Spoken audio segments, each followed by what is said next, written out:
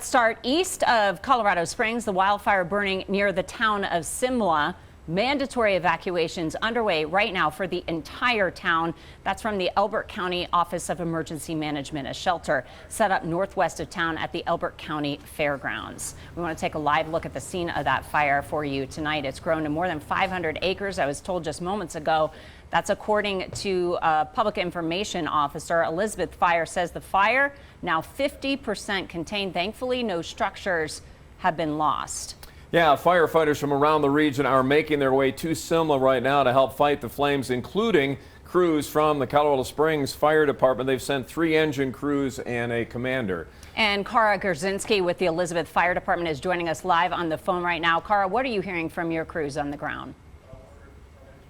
Okay, so the winds are pretty strong out here, and so it's really hard to get a handle on the fire.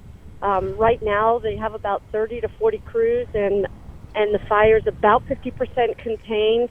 But with these high winds, it's really hard to tell if it's going to jump some of those lines that they carved in. So, well, thankfully, you've got those crews out there. I imagine this involves dozens of firefighters at this point, hundreds.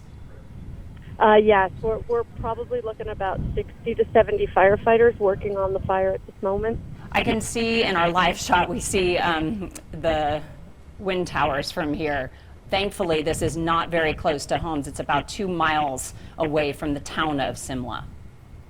That is correct. The winds were coming directly out of the north, and so we were really worried about that fire pushing up onto the town of Simla. Yeah, I read one of your tweets just recently. You said that like about a 25-foot fire line was built around a bridge, keeping those flames from going into Simla. Talk about that work and what it took to get that to keep the fire at bay, at least for now.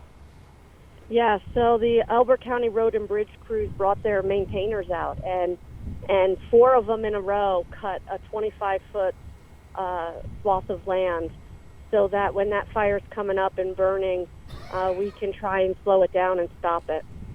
Can you give us some perspective on how many people are showing up at the shelter, or if they have even at all yet?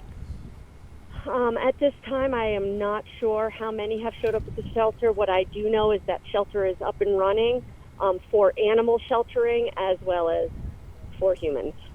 This is not a fire that's going to be out tonight. I foresee crews working on this fire through the rest of the night. It really is going to depend on these winds and if we can get them to lie down a little bit.